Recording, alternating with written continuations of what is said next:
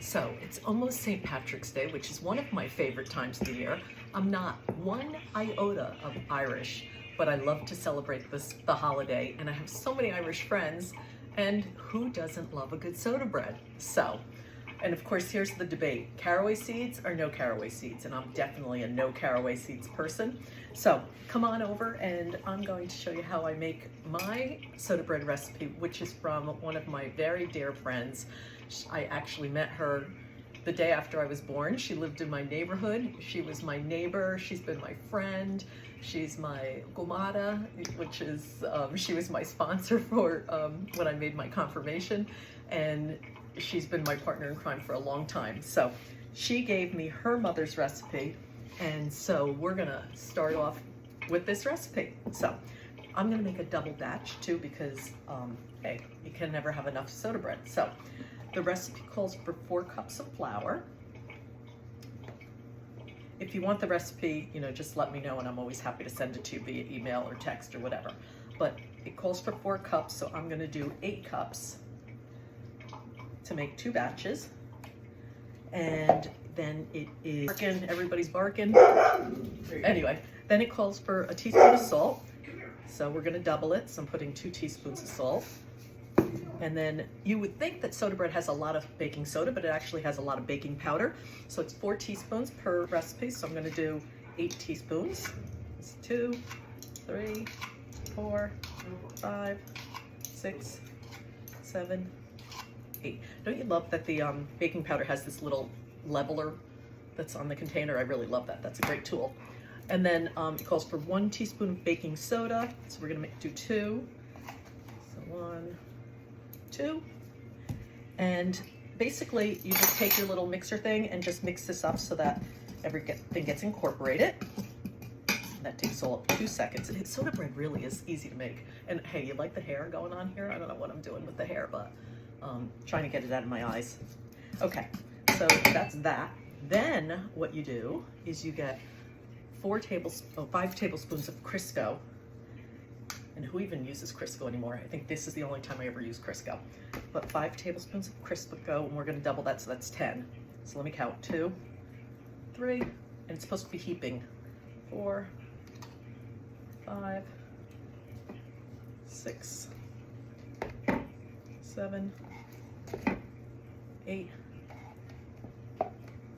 9, 10. Okay, so that's 10 tablespoons of Crisco. And wipe my finger off because Crisco is disgusting. And then you get your little mixer thing again, and you sort of just make little peas out of the mixture. You just incorporate it, basically.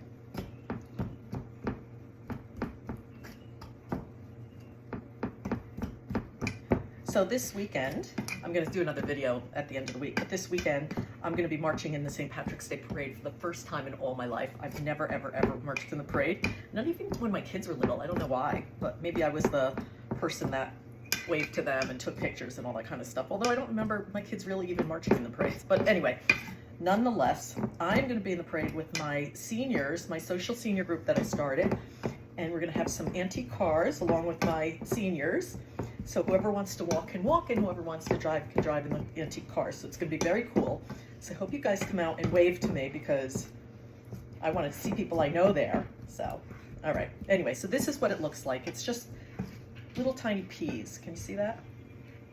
So, all right. So that's that. Then you get 2 cups of buttermilk.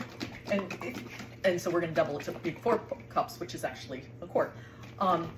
So if you don't have buttermilk, you can make buttermilk on your own. They have it dried, so you can always keep it in your container, in your cabinets if you need dried buttermilk, and then make it liquid. Or if the recipe that I have here for buttermilk is 2 tablespoons of lemon juice or distilled vinegar with 2 cups of milk, and then you let it sit for like 15 minutes until it sours, and that's how you make buttermilk. But I bought buttermilk because they had it in our store, and so we're gonna put this in. But oh, before we do this, sorry, I almost forgot. We do the raisins. Okay, so we have to put in, so some people use currants and some people use raisins and some people use both. And I just use raisins because I'm not a real big currant fan. And And actually, my mother never really liked raisins. So when I made it, I would go really, this is not opening, really easy on the raisins. But I'm just gonna follow the recipe, which is something I don't always do. So I'm gonna do 2 cups. It calls for 1 cup, so since we're doubling it, I'm calling for 2 cups of raisins. And you pour that in. That's before the buttermilk. Okay. And I'm just gonna give this a quick mix, like that. Very simple. And then I'm gonna get my buttermilk and pour this in. And then one of the most important things that my friend taught me, my friend that gave me this recipe, is that you can never use your hands with this, and you can't use a spatula. You have to use a wooden spoon. So let me go grab my wooden spoon.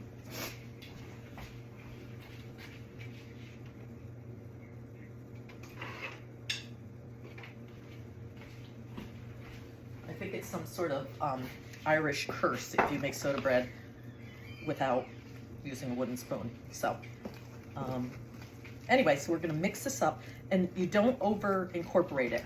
It's sort of like, the consistency is a little dry and not cake batterish. So I don't know if you can see what it looks like. Can you see?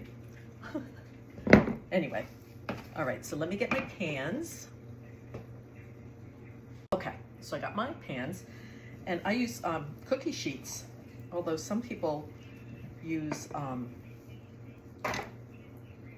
like round cake pans, but I use cookie sheets. I don't know why, it's just what I use. And then I just make as many loaves as I feel like making out of this double batch. And I'm gonna make 3 loaves out of this. You could do 4, but I'm gonna give a couple away to some lucky friends. And I actually have 3 more loaves in the oven, and I'll probably do a couple more. But anyway, you bake this at 350 for like an hour. And before we put it in the oven, we sprinkle it with a little bit of flour just on top. I have no idea what that does, but that was what the recipe calls for. And that's what I've always done.